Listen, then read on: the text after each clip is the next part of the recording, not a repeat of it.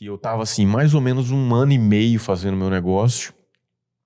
Eu já tava ganhando um bom dinheiro pro meu padrão da época, tá? Só pra Sim. deixar claro isso aqui. Tava com um bom carro e eu tava dirigindo por uma estrada e eu sofri um acidente. E nesse acidente eu acabei perdendo meu carro rodou, capotou, bateu embaixo, bateu em cima, bateu de frente, bateu de traseira, bateu de todos os lados que você possa imaginar. Nossa Senhora. Rodou, atravessou a pista. O carro foi parar numa ribanceira, assim. Ivan, eu nem gosto de ficar falando muito de religião, não. Mas na hora que o carro saiu da pista e foi pra ribanceira, ele ficou em cima de 2 árvores, assim, que tinham um formato, parecia que era a mão de Deus. Caraca, ali, velho. me segurando, cara, segurando o carro.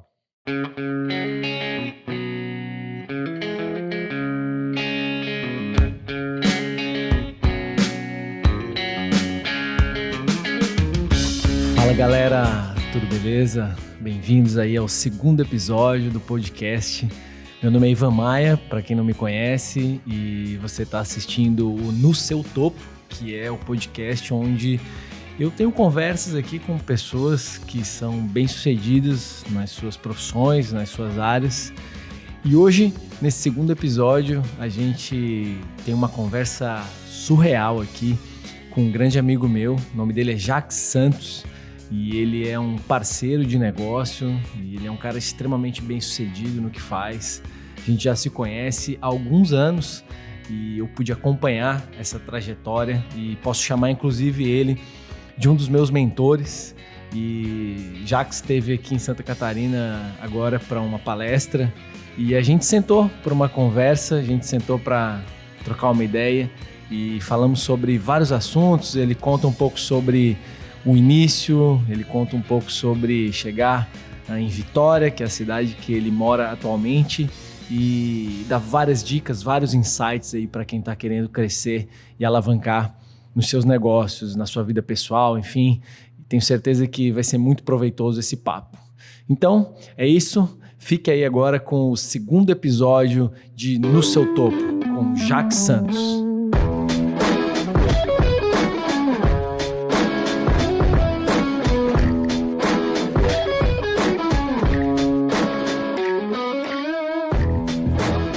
Podcast. Vamos lá. O que é o podcast? Vamos pro podcast, cara. Primeiro vamos botar os fones aqui pra gente poder escutar a nossa voz. Vamos lá. E o podcast, cara, é um bate-papo, é um programa em áudio. Isso, libera aí o cabinho aí, porque senão vai ficar te atrapalhando. Pronto. Então, podcast é um bate-papo aí de áudio. Nesse caso aqui a gente tem uma versão em vídeo também, um videocast. E então vamos lá, vamos conversar, cara. E, pô, que saudade aí de a gente se encontrar. Não são muitas vezes, né? Mas grande prazer te ter aqui de volta em Santa Catarina, cara. Que é umas 3 vezes por ano. A gente tem aí uns 2, 3 dias a full juntos. Show. Pra mim é uma honra estar aqui, cara. Que bom, cara. E pra mim também é um grande prazer estar batendo um papo contigo. Tu sabe que eu te considero um mentor na minha trajetória, muitos ensinamentos, cara, realmente gratidão extrema, velho. Muito obrigado por tudo, te admiro demais, cara. Cara, ó, me sinto honrado com suas palavras aí, mas queria dizer o seguinte, que eu nem me considero mais seu mentor, talvez até já tenha sido seu mentor em algum momento. Hoje eu acho que a gente já está mais ou menos no mesmo patamar aí de conhecimento, de experiência, e eu te considero como um igual, alguém que já está mais ou menos no mesmo patamar que eu tô, e alguém que de vez em quando eu dou uns puxões de orelha, dou uns conselhos, mas te considero mais como meu amigo e alguém que já está no mesmo nível que o meu. Show, cara, pô, fico lisonjeado também, irmão. Mas vamos lá, cara, vamos começar uma conversa aqui sobre a tua trajetória. E a ideia aqui é a gente conversar um pouco sobre esse começar do zero, né, de alguém que tem sucesso. Eu considero que tu é um cara de muito sucesso e alguém que começou do zero e alguém que chegou aí no seu topo, e eu te admiro demais. Eu sei que tu já tens um sucesso muito irado, cara, e enfim, vamos conversar um pouco sobre isso aí, velho. Sim, hoje a gente... eu posso dizer que a gente já tem muito sucesso, mas eu queria falar assim, topo, não, a gente não tá nem perto do topo. Tem muita gente que faz a mesma coisa que eu faço e que já tá em níveis muitíssimo mais altos que o meu, e eu continuo o quê? Tentando encontrar o meu caminho, tentando buscar meu espaço para poder também chegar no patamar que essas pessoas já chegaram. Então, eu me sinto o tempo inteiro assim como um principiante. Massa. Eu lembro aquela frase que a gente sempre fala, que é o seguinte, como é que fala? Insatisfeito, porém... eu esqueci agora, mas é uma frase que a gente fala assim, que a gente tem que estar feliz com o que a gente conquistou, porém ainda com um nível de insatisfação para buscar sempre o próximo passo. Muito feliz com tudo até agora, mas assim, sedento para subir mais. Bora, é isso, cara. E, vamos falar um pouquinho aí da tua infância, cara. Como que foi? Como que tu começou? Da onde que tu vem? Vamos falar, tua família? Vamos falar da minha infância. Cara, eu venho de uma cidadezinha chamada Mucuri, Bahia. Mucuri. Já ouviu falar? Cara, já ouvi porque tu já porque contou, eu falo, né? Mas eu nunca tive em Mucuri, velho. Mucuri, Bahia. Deixa eu pintar Mucuri, Bahia pra você aqui. Mucuri. Tem alguma referência, velho, Mucuri? Hoje mudou bastante, mas assim, a gente tá em Santa Catarina. Então imagina alguma cidadezinha pequena de praia aqui de Santa Catarina. Tá. Só que lá é quente o tempo inteiro. E aqui tem fase que é quente, mas uma boa parte do ano também é bem gelada a água, né? Certo. Eu já tive muita experiência com essa água daqui, a gente indo surfar por aqui, e não tem nada a ver com a água lá da Bahia. Nossa, só imagino, velho. Mas então, cara, a minha cidadezinha foi uma infância bem gostosa, uma cidadezinha bem pequena, onde todo mundo conhece todo mundo. Assim, de poder, na infância, a gente poder brincar na rua, brincar na praia, sem os pais estarem tão preocupados com questão de violência, assim, que tem na cidade grande, né? Imagina, sabe aquela cidade onde você esquece... Isso já aconteceu comigo. Uma vez eu esqueci minha bicicleta, tava brincando com meus amigos, esqueci a bicicleta num lugar. Até hoje eu lembro disso. E 3 dias depois eu voltei e a minha bicicleta estava no mesmo lugar, na mesma rua. Só acontece em cidade pequena. Será que hoje ainda acontece isso, será, velho? Cara, difícil saber, mas... difícil. Isso é o passado. Cidade pequena, antigamente na cidade pequena, eu acho. Então, é a história, né? Foi uma infância muito gostosa. E Boa. eu fiquei lá, assim, até os 16 anos. Foi uma infância muito interessante. Boa, cara. E, bom... E aí, assim, vamos falar aí já mais pra frente um pouco, falar talvez aí da tua adolescência. Eu não sei como que era, assim, tua relação com os teus pais, o que tu começou a fazer, mas alguma coisa que tenha acontecido ali, né, dentro da tua adolescência que alavancou, assim, essa tua visão pra vencer, pra não ser, sabe, só mais um garoto lá de Mucuri.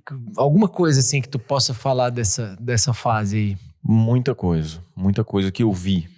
Vi meus pais trabalhando muito. Seus pais faziam o quê, cara? Meus pais, quando eu nasci, meus pais eram 2 jovens tentando dar certo na vida. Meu pai estava assim com 30 e poucos anos, minha mãe com 20 e poucos anos. E eles estavam tentando dar certo na vida. Então, eles já tinham tentado vários negócios.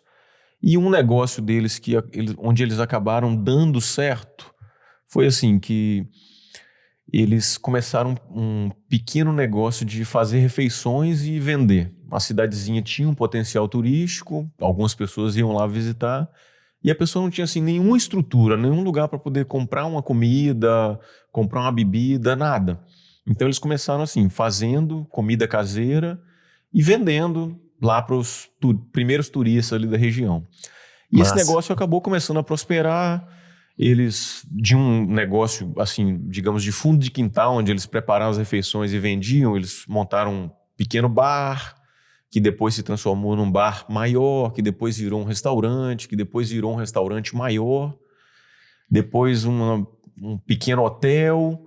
E eles fizeram a vida deles, fizeram sucesso, montaram o patrimônio deles. São pessoas razoavelmente bem-sucedidas na vida através desse ramo aí de bar, hotelaria, turismo, Massa. essa área. E aí nessa época tu trabalhava com eles, tu entrou na jogada junto ali, ajudando, como é que foi? Várias coisas que foram acontecendo enquanto eu era criança e adolescente, sabe? Primeiras coisas que eu lembro assim de empreendedorismo, de mexer com vendas, mexer com público. Deixa eu tentar puxar da memória aqui.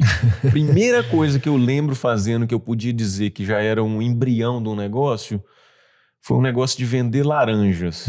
Laranja. Eu e mais um amigo lá da minha cidade, a gente pegava umas laranjas, colocava numa cesta e saía pela cidade vendendo laranja. Isso eu era muito novo, eu devia ter uns 7 anos, não mais que isso. Acho que eu não sabia nem passar o troco ainda. A vontade era de ganhar dinheiro ali era maior do que as habilidades, né? Depois, cara, um pouquinho mais tarde, eu comecei um negócio de vender geladinho na praia. A gente fazia aqueles geladinhos, como é que chama aqui? Sacolé e tal. É isso aí mesmo, geladinho Fazia aqui. suco no saquinho e saía na praia ali vendendo aquilo. Sabe que aqui tem o pessoal que chama de um nome que é meio estranho. Não, melhor a gente não falar esse nome. Eu nunca gostei que falassem esse nome. Sabe como é que chamava lá? Brasinha. Brasinha era o nome lá da Bahia, porque era tão gelado que ninguém conseguia nem segurar, porque parecia que tava com a brasa na mão. Entendi. É um nome bem regional, é lá. Tá. Que mais? E aí, um pouco mais tarde, eu comecei a trabalhar com os meus pais lá no restaurante deles, comecei as funções que eu tinha lá dentro, limpar o restaurante, lavar banheiro, já lavei muito banheiro na minha vida. O que mais? Mais tarde, recolher coisa das mesas. Eu ainda não tinha capacidade de servir uma bandeja com o prato que seria servido, mas eu recolhia os pratos que já estavam na mesa, lavava prato, lavava coisas lá. Mais tarde, um pouco, aí eu já estava trabalhando como garçom. Mais tarde, um pouco, já cuidava do caixa do restaurante.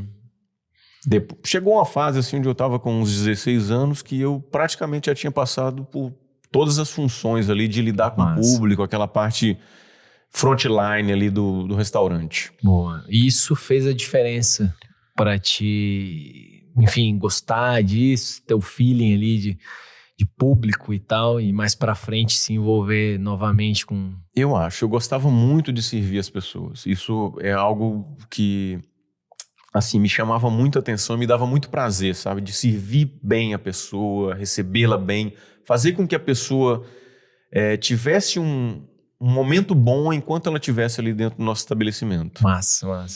E é engraçado que quando a gente fala de começar do zero, fica parecendo que às vezes as melhores histórias são aquelas que a pessoa teve muita dificuldade, né? E, poxa, quase que passou fome. Que assim, lógico, não vão menosprezar essas histórias, né? Mas essas histórias como a sua também, né? Também é muito maneiro de ver esse contato já com o empreendedorismo através dos pais. Acredito que isso faz a diferença, né? Sim, para mim, esse exemplo dos meus pais aí foi algo realmente muito bom para mim. E ao mesmo tempo que eu trabalhava para eles, eu também tinha alguns negócios meus em paralelo ali, né? Outros negócios que eu tive nessa época aí. Um deles, eu percebi que tinha alguns recursos sendo desperdiçados lá. Meus pais tinham um pequeno sítio que tinha algumas vaquinhas lá e ninguém nunca tirava aquele leite e vendia para lugar nenhum. Era algo que se perdia o tempo inteiro.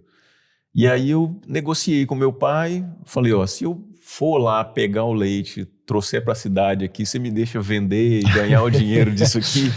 Aí ele liberou. Virou leiteiro de Mucuri. Aí sim, cara. Leiteiro de Mucuri, velho. Mas olha aí, aí eu tinha 13 anos. E claro, eu não tô recomendando pra ninguém, acho que nem é possível fazer isso hoje. Mas eu morava na roça lá, né? Então com 13 anos... Então trabalhar hoje não pode, cara. Não, mas não é nem de trabalhar, não. É de pegar o carro. Sim. Eu já tinha uma missão de pegar o carro, tava na roça, não tinha policiamento, não tinha nada. A gente tava, digamos, no meio do nada, lá no meio. E aí pegava o carro, ia nesse sítio, buscava o leite todo dia, 6 horas da manhã. algumas vezes já ali com uns 14, 15 anos, era praticamente ir direto da balada para buscar o leite direto, né? Massa, cara. Que mais? Outra coisa que eu tive nessa época aí foi um bloco de carnaval. O leiteiro de Mucuri que também tinha um bloco de carnaval, bloco cara. de carnaval, você imagina? Bloco de carnaval. Eu e um amigo, a gente descobriu um nicho lá nessa cidade, que era o seguinte, a gente fazia umas camisas, uns abadás e revendia os abadás para o pessoal seguir atrás do trio elétrico ali. Foi uma fase assim, onde eu ganhei bastante dinheiro nessa fase. Nossa, aí, que irado. vendendo leite e meu bloco de carnaval. Eu era um adolescente milionário. Uau. Claro, muito dinheiro pro padrão de um garoto de 13, 14, 15 anos. Lógico. Massa, cara. Umas histórias legais aí, né? O leiteiro de Mucuri que tinha um bloco de carnaval, velho. Pronto, isso aí foi a referência da tua infância, né? Irmão, e eu sei que hoje tu mora em Vitória e aí, como que foi ir pra Vitória, cara? O garoto lá, o menino de Mucuri, da roça, que então chega na cidade grande, na capital do Espírito Santo. Ivan, Como que foi a experiência, cara? Os desafios? Como é que foi isso? Ivan, chegou um momento que a cidadezinha, ela tava ficando pequena pra gente, sabe? Meus pais já estavam projetando isso e assim, quando eu tava com 16 anos, já não tinha mais o que estudar na cidade. Eu já tava chegando no final do ensino médio, já estava ali terminando o segundo ano do ensino médio, ia chegar o terceiro ano do ensino médio e não tinha mais para onde estudar ali. Beleza. E aí meus pais mandaram a gente para Vitória, no Espírito Santo, fica a uns 350 quilômetros dessa cidadezinha. E meus pais mandaram a gente Era a capital mais próxima? Qual foi o intuito de Vitória? É a capital mais próxima. Salvador fica quase 1.000 quilômetros de distância e Vitória ficava a menos de 400. Então, Vitória, na verdade, sempre foi assim, como se fosse a capital daquela região ali. Irmão, eu só, cara, uma coisa nada a ver aqui com o papo, cara, que eu acho que eu nunca te perguntei sobre isso, mas tu não tem sotaque de baiano, né? Teu pai puxa assim um pouquinho, mas por que é isso, cara? Lá não tem essa característica? É um sotaque bem menos carregado, mas quem é de Salvador, por exemplo, percebe que eu tenho esse sotaque. Entendi. Que é o seguinte, ali é muito mais influenciado pelo Espírito Santo, por estar mais próximo. Beleza, entendi. Vitória é como se fosse a capital daquela região ali. Todo mundo que precisa de ir para um hospital, ou precisa de cursar faculdade, precisa de fazer compras num centro um pouco maior, é mais fácil sair de Mucuri para Vitória do que de Mucuri para Salvador. Entendi. Então, sempre foi a zona de influência maior ali, Vitória. E aí meus pais mandaram a gente para a cidade grande. Eu saí de uma cidadezinha bem pequena para uma cidade que na época aí tinha 1,5 milhão de habitantes. Foi um choque cultural tremendo, assim, né? Nossa, eu imagino, velho. E era aquela história de... Basicamente, é uma história que se repete com muitas e muitas e muitas famílias do interior. Você tá aqui numa cidade razoavelmente grande, mas deve ter vivido algo parecido também. Com certeza. Que é o quê? A família mandar o filho para a cidade grande, para estudar, para pegar um diploma, para virar doutor, para ser alguém na vida. Né, cara? É um acontecimento. Então foi isso aí. Eu fui com 16 anos, fui morar na cidade grande. Eu, uma irmã que tinha 14 anos e mais 2 irmãos mais novos, um menino e uma menina que são gêmeos, que tinham 11. Então, 11 anos, 14 anos, 16 anos. E a gente foi morar sozinho na cidade grande. Uau. Claro, meus pais estavam dando todo o suporte, estavam bancando a gente ali para poder estudar, mas a gente tinha meio que se virar sozinho lá na cidade grande. Então, assim, na teoria, eu que deveria cuidar dos meus irmãos, porque eu era o mais velho e, teoricamente, deveria ser o mais responsável, né? Mas na prática mesmo era justamente o contrário. Os meus irmãos que estavam cuidando de mim, porque eu tava, assim, me sentindo dono da cidade, né? Imagina, mudança completa. Imagina, você sair de uma cidadezinha pequena para uma cidade de mais de 1 milhão de habitantes. Então eu tava muito interessado, assim, era em ir pra festa, arrumar namoradinha, aquelas coisas de garoto de 16 anos, né? Mas aí, cara, aproveitei e estudei bastante. Eu fui lá, a princípio, para fazer o terceiro ano do ensino médio, que seria, assim, o último ano antes do vestibular. Sim. E eu aproveitei, estudei bastante, entrei na faculdade, tinha sido o primeiro lugar do vestibular ali na Universidade Federal do Espírito Santo para fazer administração de empresas. Administração, você cursou administração mas e por que administração? Tu tava vinculando isso com empreender, com depois montar um negócio? Qual que era teu intuito? Sim, com certeza a ideia foi empreender, porque quando eu escutava a administração, eu sempre quis ter negócios, eu sempre quis ser dono de negócio, dono de empresa, alguma coisa nessa linha. E assim, quando você pensa, vou estudar para ser dono de um negócio, qual curso mais lógico que vem na sua cabeça? Não parece uma coisa 100% lógica? É porque a gente tá vinculado a isso, né, cara? Pô, eu tenho que fazer faculdade, mas eu quero ter um negócio. Então, como que eu vou fazer? Qual que é o curso? Aí, eu acho que pra mim também vem a administração. Parece lógico? Lógico. Só que deixa eu te falar, não tem lógica nenhuma nisso aí. Não tem nada a ver com nada. É mesmo, cara? A imensa maioria das pessoas que vai estudar administração de empresas sai do banco da faculdade para trabalhar como empregado para alguém que não cursou administração de empresas. Olha isso, cara. Vai administrar o negócio de alguém. Exatamente. Que não fez administração. O curso de administração de empresas, eu entrei no curso já fazem aí mais de 20 anos. Sim. Mas eu não creio que mudou muita coisa, não. Basicamente é o seguinte, é como se você aprendesse a comandar um barco que já está navegando. E não você ir construir o barco para colocar aquele barco para navegar. Consegue compreender a diferença? Com certeza. Basicamente é isso. Então, a maioria dos administradores, eles vão trabalhar como empregados para alguém que não cursou administração. Mas o cara começou um negócio e aí o negócio começou a dar certo, o negócio começou a crescer e aí ele precisa contratar um gerente. Aí ele contrata um administrador para ir gerenciar aquele empreendimento dele. Sim, e um cara que... Não, a grande maioria das vezes nunca começou nada, né? Ele foi lá estudar para justamente administrar alguém que já tenha começado, né? A maior parte. Tá, mas e aí, cara? Como que foi? Tu tava gostando, sabe? Frustrou ou não? Tava seguindo em frente? Como que foi lá dentro no dia a dia lá da universidade? Eu tava num momento, assim, Ivan, de bastante insatisfação com o curso, com o presente, o que estava acontecendo naquele momento. Só que assim, não tinha a menor possibilidade de eu virar para os meus pais e falar que eu ia desistir. Eu tinha sido a primeira pessoa da minha família em todos os tempos a colocar o pé para dentro da faculdade. Putz. Consegue compreender isso? Então, acho que se eu falasse para minha mamãe naquele momento, falasse, mamãe, mudei de ideia, vou tentar outro curso, vou desistir da faculdade, vou fazer outra coisa...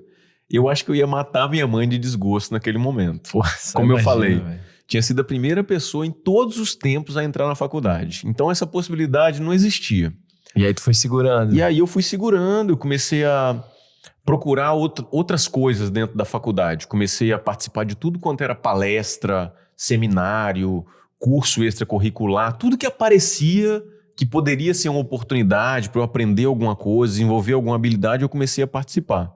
E eu tenho essa filosofia, é o seguinte, que quem procura, acha. Então eu comecei a buscar, participar de palestra, participar de coisas sobre empreendedorismo, e eu acabei participando de uma palestra onde eu estava acostumado a participar de palestras com professores renomados, com empresários muito bem-sucedidos. E aí eu participei de uma palestra onde um empresário falou uma coisa que mexeu comigo. Ele falou o seguinte... Você quer saber como é que vai ser o seu futuro?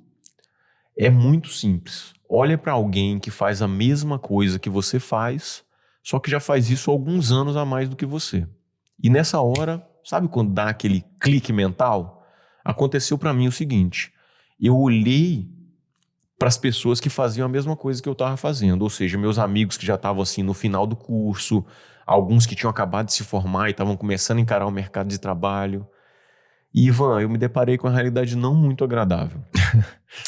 Uma boa parte das pessoas, desses amigos aí que eu comecei a olhar, eles tinham passado aí cerca de 20 anos sentado no banco de escola, saía de lá com um título muito bonito, né? No meu caso era bacharel em administração de empresas. Nossa, o administrador. O canudão, o diploma debaixo do braço. E ia para o mercado para poder ganhar um dinheiro que, sinceramente, eu acho que nem vale a pena falar aqui agora. Isso quem estava bem, que era uma pequena parcela dos meus amigos.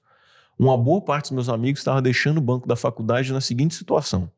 Numa semana, o cara era o orgulho da família, era o futuro da nação, porque era estudante. Sim. Na semana seguinte ele virava um problema, virava um peso para a família, que deixava de ser estudante e estava virando desempregado. Não estava nem conseguindo colocação no mercado. Aí começa pós-graduação e aí vai, né? Exatamente, o eterno estudante, né? E aí, cara, o que aconteceu? Eu estava bastante insatisfeito com o que estava acontecendo comigo naquele momento. Eu estava bastante insatisfeito com as perspectivas de futuro. E eu comecei a ficar de antenas ligadas para ver se aparecia alguma oportunidade. E eu acabei conhecendo a oportunidade na qual eu trabalho hoje, ali no corredor da faculdade mesmo. Pô, então foi ali mesmo que rolou a mudança aí pro que tu vive hoje. Dentro da faculdade mesmo aconteceu, cara. Num belo dia, chegou um amigo com um brilho nos olhos, uma coisa que eu nunca tinha visto na minha vida até aquele momento. Parecia que o cara tinha visto a luz, sabe? E eu lembro que ele chegou falando que tinha conhecido um negócio, que ele estava começando a ganhar dinheiro, mas que aquilo ali não era nada, que ele ia ficar multimilionário com aquilo ali, que ele ia comprar um carrão importado e que a empresa estava precisando de mais pessoas. Perguntou se eu queria fazer parte daquilo junto com ele. Mas e aí, tu acreditou? E aí, como é que você diz não? Cara, eu quase pulei no colo dele, queria abraçar ele, perguntei o que eu tinha que fazer para poder ganhar aquele dinheiro todo que ele estava falando ali. E aí, a gente marcou um bate-papo, a gente marcou uma reunião onde ele, teoricamente, ia me explicar o negócio que ele estava começando ali, né? Sim. O empreendimento que ele estava começando. E assim foi. E aí, Ivan, deixa eu te falar. Foi a pior reunião de todos os tempos da minha vida no meu ramo. Foi a pior de todas. Primeiro, porque assim, o meu amigo não sabia nem o que ele estava falando. Eu descobri que ele tinha acabado de começar. Ou seja, eu preciso perdoá-lo porque ele também estava começando. Ele não sabia muita coisa, né? Mas ele ficou 3 horas e repetindo sempre a mesma coisa. E eu pensando assim, em algum momento eu vou ter que cadastrar nesse negócio, senão ele vai continuar repetindo aqui pela eternidade. E aí até que ele falou que ia ter uma apresentação. Ele falou assim, Jacques, vai ter uma apresentação. Lá tem muita festa, muita diversão, muita mulher bonita. Eu falei, cara... eu conheço essa história. É surreal, velho. Eu falei, cara, por que você não falou isso lá no começo da conversa? Porque eu ia na sua apresentação do mesmo jeito.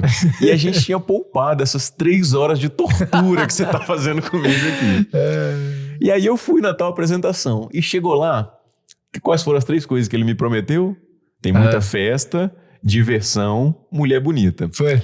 E aí chegou lá, tinha festa, tinha um pessoal muito divertido e eu conheci uma mulher, que era a irmã do cara que tava me convidando, que eu não conhecia.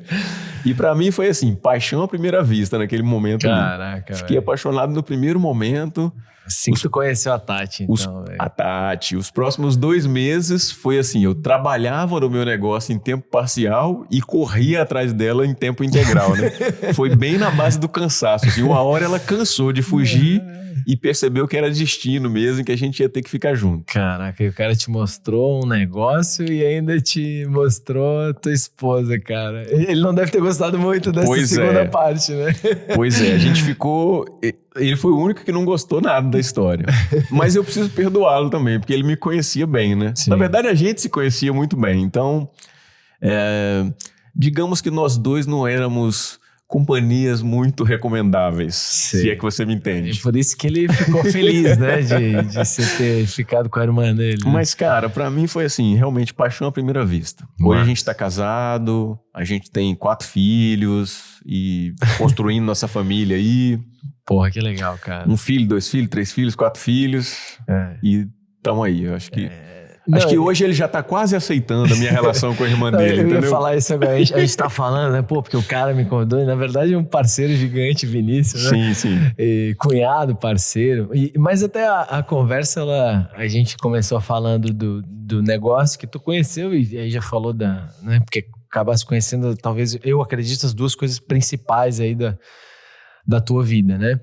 Mas agora... Vem cá, irmão, e vamos falar um pouquinho agora dos desafios de começar um negócio, independente de qual for, com certeza vai ter gente aqui escutando a gente, assistindo a gente de diversos ramos e tal, e tenho certeza que a grande maioria é em busca de vencer, de dar certo, e tu venceu, velho. Deu certo e tal, mas algum desafio, cara? O que rolou depois dessa situação aí, irmão? Desafios, cara, muitos desafios.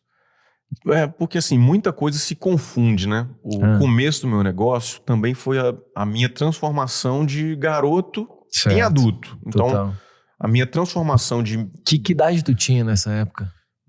Eu comecei com 19 anos. 19 anos e basicamente a minha transformação de menino em adulto acabou acontecendo aqui dentro desse negócio. Então no começo eu tinha, assim, sofria muito por falta de credibilidade, por falta de habilidades, por falta de experiência. Então no começo foi muito uma busca, assim, de busca das habilidades. Eu olhava para os grandes figurões do meu negócio e eu notava que eles tinham algumas coisas que eu ainda não tinha. Por exemplo, habilidade de falar no palco, capital para investir, várias habilidades e várias características. E eu olhava para eles e olhava para mim. Olhava para eles e olhava para mim. E eu via várias coisas que eles tinham e que eu ainda não tinha. Então, no começo, foi muito assim, de observar e copiar. Sim. Não, e eu penso que... cara, você tinha 19 anos...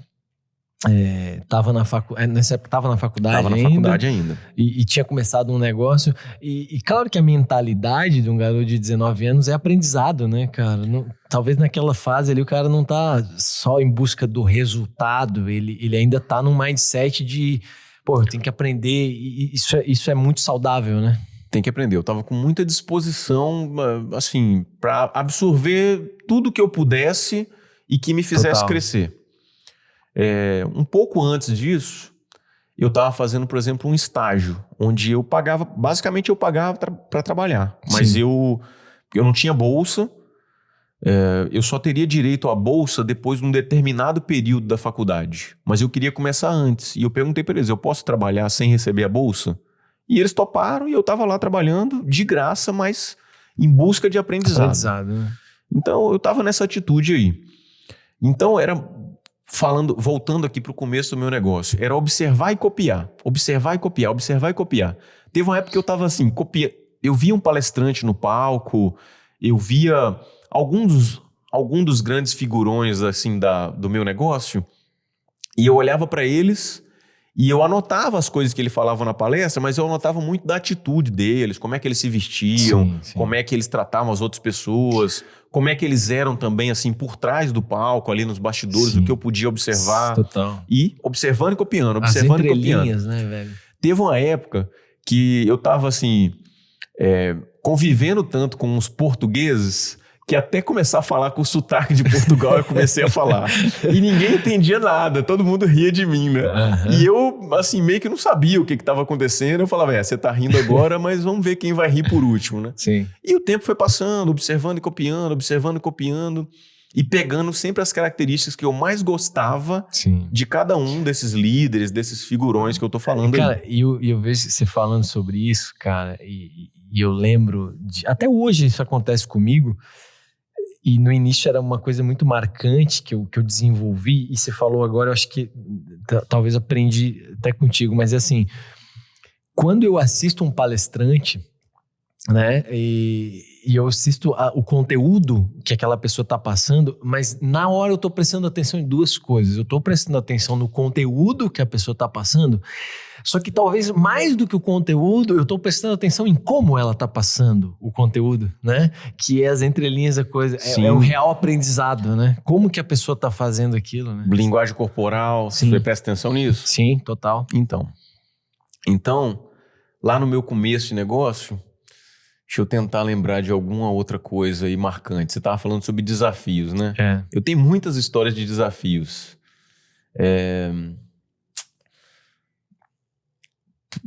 Posso contar uma outra coisa antes de falar do desafio? Eu estava falando de observar e copiar, observar e copiar, observar, papo, né, cara? Observar e copiar. Até um dia, e sempre pegando, como eu falei, as características dos líderes que eu mais gostava, né? Até que um dia Sabe quando eu me dei conta que eu já tinha me tornado um daqueles caras que antes eu só tentava copiar? Você faz parte dessa história. Certo. O que vem aí, velho? Eu tava numa festa. Cara, quando eu tô contando isso pra você aqui, eu fico assim, até arrepiado. Parece que tá passando um filme na minha cabeça. Eu tava no meio de uma festa. Era uma festa muito importante lá do nosso negócio.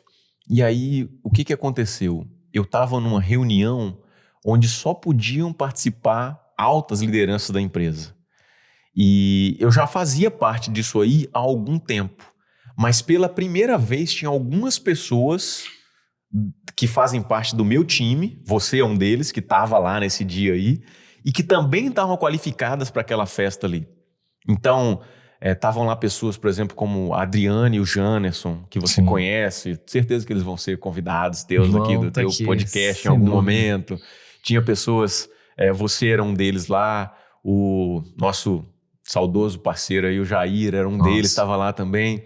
Então, pela primeira vez, tinham algumas pessoas da minha equipe ali dentro. E aí eu olhei em volta e basicamente eu estava no meio da festa, exatamente no centro do salão, e todos os meus grandes ídolos, meus mentores, chama do que você quiser chamar, mas todos eles estavam em volta. E eu olhei em volta e falei, cara, eu tô aqui no meio dos caras. Eu já sou um deles. Eu faço parte dessa Antes, porra aqueles agora. caras que era só um sonho chegar perto deles, eu tava lá bem no meio e eu já tava, digamos assim, no mesmo nível que vários deles. Nossa.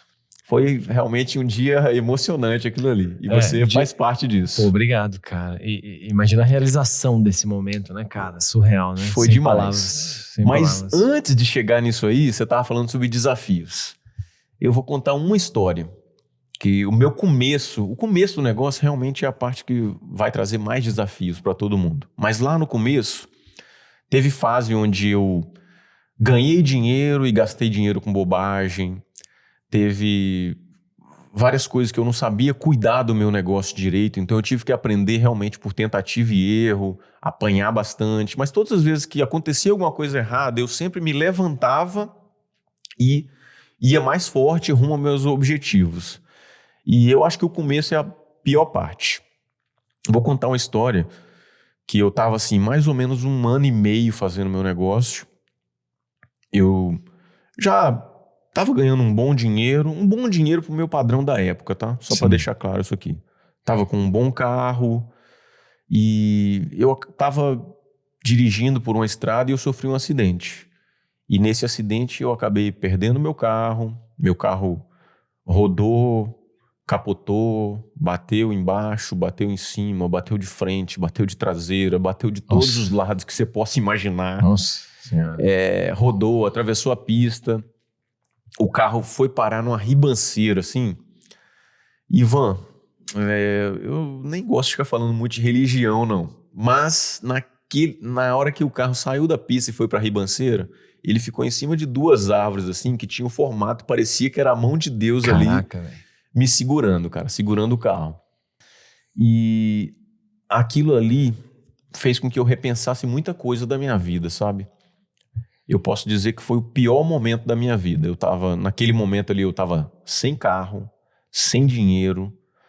O seguro do carro tinha vencido algumas semanas antes, eu não tinha renovado. O que eu tinha de estoque, basicamente, estava tudo no porta-malas do carro. E o porta-malas abriu e eu perdi tudo. Então eu tava com 20 anos, 1 ano e meio que eu fazia o negócio, mais ou menos, sem produto, sem dinheiro, sem crédito, devendo, sem carro. O carro eu vendi como sucata. E não aconteceu nada contigo, velho? Cara, eu tenho um arranhão aqui nesse braço que é de lembrança. Comigo não aconteceu nada. Na hora que eu tava saindo do carro, eu rasguei um pouquinho o braço aqui e ficou uma cicatriz aqui que eu guardo ela até com carinho para poder lembrar daquele dia ali. Porque aquele dia foi o pior momento da minha vida. Mas eu tenho uma teoria que é o seguinte: muitas vezes o pior momento da sua vida pode ser também o melhor momento da sua vida. Uau. Só que você nunca vai saber disso na hora que está acontecendo. Você só vai saber disso se você mudar a sua atitude, para que algum dia, quando você tiver numa situação muito melhor do que aquele dia do pior momento da sua vida, você vai lembrar que aquele pode ter sido o pior momento e, ao mesmo tempo, o melhor momento da minha vida. Hoje eu tenho certeza que aquele ali foi o pior e o melhor momento da minha vida de todos os tempos. E por quê, cara? Porque eu tava fazendo muita bobagem, Ivan, sabe? Tava meio que jogando minha vida fora. E talvez se aquilo ali não tivesse acontecido, talvez eu não tivesse na posição que eu tô hoje para poder contar a história que eu tenho, entendeu? Pô, é interessante o que você tá falando, porque isso aconteceu comigo já, e eu já contei aqui, inclusive, e que assim, a gente perde a noção, né, velho? A gente perde a noção, começa as coisas a acontecer, e principalmente com relação a dinheiro, né, velho? Eu acho que, pô, uma das coisas que eu penso hoje é ter cuidado, sabe? Respeitar. E eu tive fases assim que, puta, eu não queria nem saber, velho. E vambora. E eu nem sei o que vai acontecer amanhã e tal. E aí precisa de, às vezes, acontecer alguma coisa pra te colocar no... Opa, peraí, cara. As coisas não são bem assim e tal, né? E essas coisas, esses eventos de mudança, assim, geralmente são eventos traumáticos. Sabe? A única forma da pessoa mudar é quando acontece alguma coisa traumática na vida dele. Total. Geralmente são coisas não muito boas. Às vezes a pessoa tá levando a vida dele, deixa a vida me levar e não tá muito preocupado com o futuro. E até o momento que acontece algo do tipo, deixa eu tentar te explicar assim, o que seriam momentos de mudança, momentos traumáticos que podem mudar a vida de uma pessoa. Às vezes pode ser um acidente de carro, como aconteceu comigo. Às vezes pode ser, sei lá, alguém muito querido da pessoa. Ou às vezes ele mesmo está passando por uma doença e está sem dinheiro nem para pagar o tratamento. E aí ele toma a decisão de melhorar de vida para não passar por aquilo ali de novo. Às vezes pode ser o nascimento de um filho. Aí você fala assim, Jacques, mas o nascimento de um filho é uma coisa boa, não é? Realmente, o nascimento de um filho é uma coisa boa. Mas às vezes... quando a pessoa está numa situação financeira muito ruim, então aquele nascimento ali se torna um problema. Mas muitas vezes a pessoa encontra forças para fazer o seguinte, fala assim, não, essa criança nunca vai passar por nenhum tipo de necessidade. E aí o cara vai trabalhar muito mais forte para nunca deixar faltar nada para aquela criança. Às vezes pode ser uma demissão. Mas não uma demissão qualquer, às vezes uma demissão com requintes de crueldade, sabe? Quando a pessoa passa por algum tipo de humilhação no emprego dela, no trabalho dela, e aí ela toma a decisão, fala assim, não, eu nunca mais vou deixar meu destino na mão de uma outra pessoa, eu vou trabalhar para mim mesmo, vou abrir meu próprio negócio. Nossa. Então, quase sempre esses momentos de mudança não é quando tudo tá indo bem na vida da pessoa. Geralmente é uma derrota, ou um momento muito traumatizante na vida da pessoa que faz com que ela mude de atitude. Total. Nossa, cara, você tá falando aí, tô aqui lembrando dos meus momentos, né, velho? É impressionante ver isso acontecer.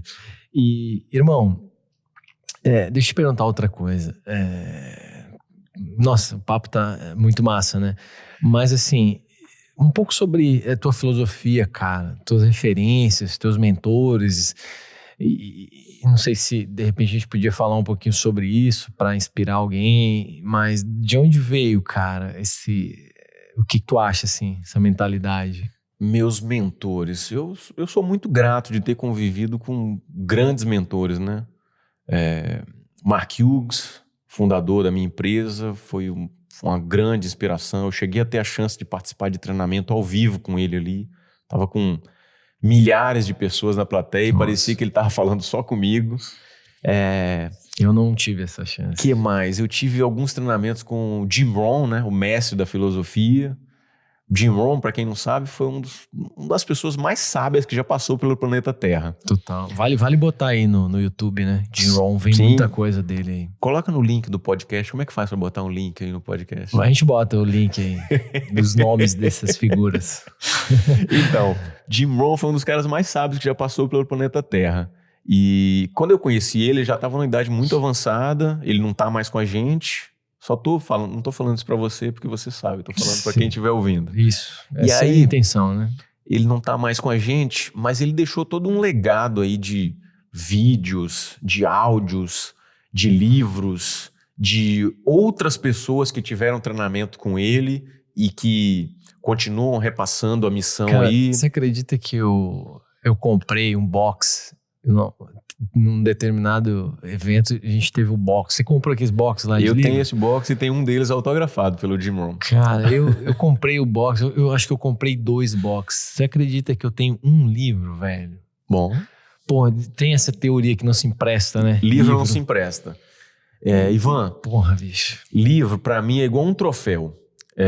Eu tenho lá praticamente todos os livros que eu li até hoje. Pro meu negócio, pro meu desenvolvimento, eu já li mais de 400 livros diferentes. Uau. Falando sobre vendas, falando sobre finanças, falando sobre mentalidade, falando sobre várias coisas relativas ao nosso negócio. Total. E desses 400, eu não sei se eu posso fazer um merchan aqui, falar os 2 que mais me influenciaram. Cara, eu acho que vale, né, meu? Pode? A galera vai estar esse... Porra, Então. Desses 400 aí, se você pudesse ir no 0,5%, sabe? Uhum. E no top do top do top desses 400 aí, 2 livros que marcaram muito minha vida. E eu li os 2 no mesmo ano. E foi justamente o ano que eu posso dizer pra você assim, que eu saí de um momento onde eu estava ganhando um bom dinheiro e eu posso dizer que chegou um momento onde eu podia dizer assim, cara, tô ficando milionário com isso aqui. Então foi naquele ano ali, e esse ano foi 2006. Eu li esses 2 livros. Um deles chama-se Os Segredos da Mente Milionária, do T. Harv Eker. E esse livro mudou minha vida totalmente. 2006, isso, 2006. Esse livro, quando eu peguei ele, eu não consegui parar. Eu li ele inteiro numa tocada só. Eu comecei a ler à tarde, chegou um momento assim na madrugada, eu não tinha terminado o livro ainda, já eram as 2, 3 horas da manhã talvez, eu não conseguia mais, meu olho já não aguentava mais ficar aberto, eu dormi. No dia seguinte, antes de tomar meu café, antes de escovar os dentes, antes de lavar o rosto, antes de fazer qualquer coisa, sabe o que eu fiz? Peguei o livro de novo e terminei assim direto. Então, foi basicamente numa tocada só. Total. Então esse livro mudou minha vida. Porque eu sou crente nisso aí, que pessoas pobres de mentalidade e pessoas ricas de mentalidade, elas pensam de maneira totalmente diversa sobre o mesmo assunto. Uma pessoa de mentalidade pobre e uma pessoa de mentalidade rica, sobre qualquer assunto, o pensamento deles e a atitude deles é totalmente diferente. Então nesse livro eu pude perceber algumas coisas que eu já pensava de maneira bem correta, eu pude perceber algumas coisas que eu tinha uma mentalidade totalmente errada sobre aquele assunto ali e fez com que eu mudasse. Esse é um dos livros. E O outro chama-se As 21 Irrefutáveis Leis da Liderança, do John Maxwell. Né? Então, nesse livro aí fala muito sobre estilos de liderança e você perceber... A ideia é o seguinte, é que você se torne um líder cada vez melhor, para que você consiga ter uma equipe de colaboradores cada vez maior e basicamente você vai subindo os degraus aí, montando negócios cada vez maiores. Que irado, cara. Que irado essas dicas. E, bom, tá aí 2 livros, né? 2 livros. Já fez o merchan pros caras aí, né? E aí, se eu puder falar de um mentor, assim, alguém que me ensinou muita coisa, eu vou falar de um cara que não é segredo pra ninguém, ele sabe disso aqui, ele é meu melhor amigo, meu parceiro aí. E foi um cara que quando eu o conheci, ele tava aí com uns 4, 5 anos que ele fazia o meu negócio. E aí, 4, 5 anos de diferença hoje, eu posso falar que é mais ou menos a mesma coisa que eu te falei no começo do nosso bate-papo aqui. Hoje, eu considero que a gente está mais ou menos no mesmo patamar ali de mentalidade. Mas naquela época, 4 ou 5 anos a mais do que eu estava, era uma diferença abissal, assim. Então ele tinha muita sabedoria sobre o negócio, é um cara inteligentíssimo e que me ensinou as coisas mais básicas e ao mesmo tempo as coisas mais importantes do meu negócio ali quando eu estava começando. Total. Então, Marco é o apelido dele. Grande brother, eu tenho certeza, né? Que é ídolo seu também, né? Também, então, Marco, ó, um beijo pra você, meu irmão. Que legal, velho. E é bom a gente lembrar e reconhecer. Nossa, lembrar esses inícios. E, cara, a gente tava falando de livros, eu falei dos livros do Jim Rohn e que eu perdi os box. E, cara, eu já tentei achar isso, velho. E eu não acho nem em inglês, eu não acho, cara. Eu não acho de jeito nenhum, velho. Precisava reeditar esses livros novamente, né? Enfim, mas só pra gente lembrar aqui. Livro não se empresta. Eu tava falando dos meus 400, que eu tava falando. Todos os que eu tentei emprestar até hoje, a maioria não voltou para as minhas mãos. Sim. Então, livro para mim, Ivan, é quase como um troféu. Eu tenho basicamente todos os meus livros estão lá numa prateleira que fica no meu escritório lá. Estão todos empilhados um em cima do outro e eu olho para eles e para mim são como troféus meus que estão ali, Mas, né? O Jim Rohn falava o seguinte, o Jim Rohn, um dos meus mentores, ele falava o seguinte, ele era conhecido por ter uma das maiores bibliotecas particulares do mundo, né? Ele tinha milhares e milhares e milhares e milhares de livros. E aí, uma vez, uma pessoa perguntou para ele se ele já tinha lido todos aqueles livros. E a resposta dele foi uma daquelas clássicas do Jim Rohn, assim que ele falou, todos não. Mas só de ficar perto deles eu já me sinto mais inteligente. Massa, grande, né, Jim Rohn. Que legal. Cara, eu ia te perguntar aqui algumas coisas que... Essa tocada aí que a gente falou dos mentores, dos livros, acho que já colocamos muito conteúdo bacana, né? Mas assim, eu conheço o teu negócio, inclusive... Fiz parte aí de boa parte dessa trajetória também e sei que é um negócio multimilionário sem menor, né, sombra de dúvida, e um negócio já, acho que mais de 7 dígitos já tem um bom tempo, né? E sei já há alguns anos. Há alguns anos, né? E também isso começou cedo, né, cara? Eu acho que o primeiro milhão aí, você lembra, cara, quando que vocês fizeram? Cara, eu posso dizer assim que quando eu tava aí com uns 24, 25 anos, a gente já tava numa situação extremamente confortável, extremamente favorável. Nossa, quando cara. A maioria dos meus amigos tava meio que ainda saindo da faculdade, começando a tentar se encontrar no mercado de trabalho, a gente já tava com imóveis nossos, com os melhores carros e vivendo uma vida que tem hora que a gente, nem mesmo eu e a Tatiana, minha parceira de negócio, nem a gente não tava acreditando em tudo que tava acontecendo. Não, cara, e é muito legal você falar isso, cara, porque... E eu sei que você passou por coisa bastante parecida muito cedo, muito jovem também, né? Sim, também. Mas eu acho muito legal, cara, falando da história de vocês, que eu sempre te vi como um cara muito... cara muito reservado, assim, sabe? E reservado e simples, né? E, cara, você tá falando aí de 24, 25, e eu lembro que quando tava chegando nos 30, você já tava numa situação surreal, assim, me inspirou, assim... Cara, me inspirou demais, assim, velho. E também das vezes que acho que a primeira vez, inclusive, que eu tive lá em Vitória e te vi pessoalmente... Cara, era muito engraçado porque vocês já estavam muito bem e cara, isso era muito simples, cara. Eu me lembro de tu saindo de casa, cara, nem sei porque que eu tô contando isso, mas é maneiro, velho. Pode falar. Cara, aqui é a vida como ela é. É isso aí, né? Então, cara, você tava de caminho, eu lembro, assim, foi muito marcante pra mim, porque você era uma referência e tal.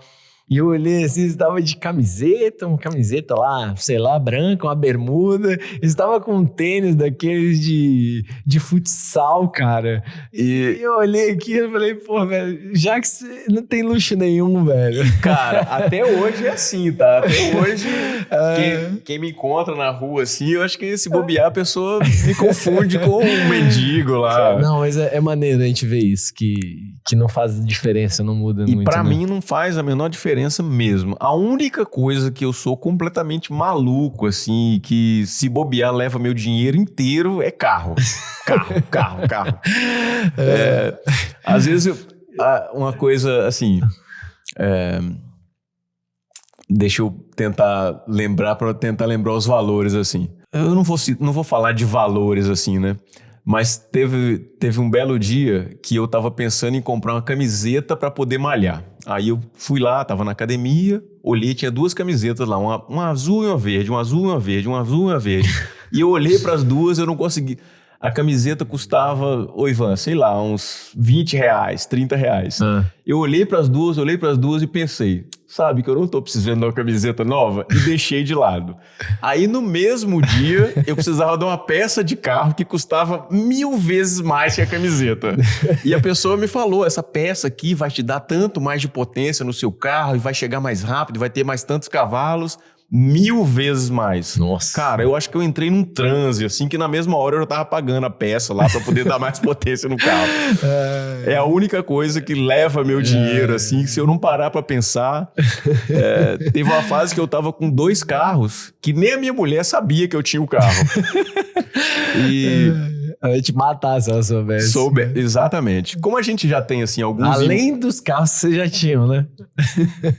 Teve uma época que a gente tava com 8 carros. Nossa senhora, e pra quê, velho? Que isso? Porque eu achava que 9 era muito exagerado. Mas eu tô conseguindo largar o vício, sabe? Hoje eu não tô mais com 8 carros, tô só com 7. Eu consegui me desfazer de um. Você tava contando a história da BMW M6 lá, que você transformou ela num... Ela já é um animal, né? Você transformou ela num animal vezes 2. Esse carro aí, ele é original, assim, ele vem com 600 cavalos.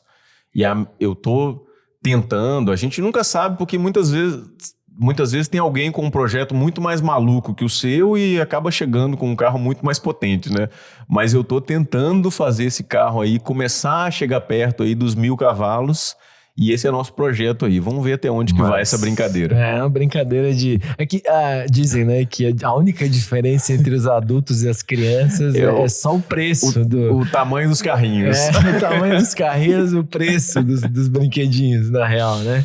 Mas, mano, vamos lá. Pra gente finalizar esse papo aqui, vamos falar alguma coisa, assim, que tu considera diferencial, cara, pra que uma pessoa normal, uma pessoa simples consiga atingir esse tipo de...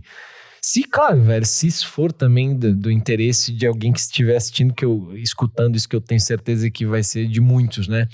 Mas algum mindset, cara, alguma habilidade, enfim, alguma qualidade, o que você vê, assim, de alguém que quer chegar lá, assim, tá buscando isso, velho?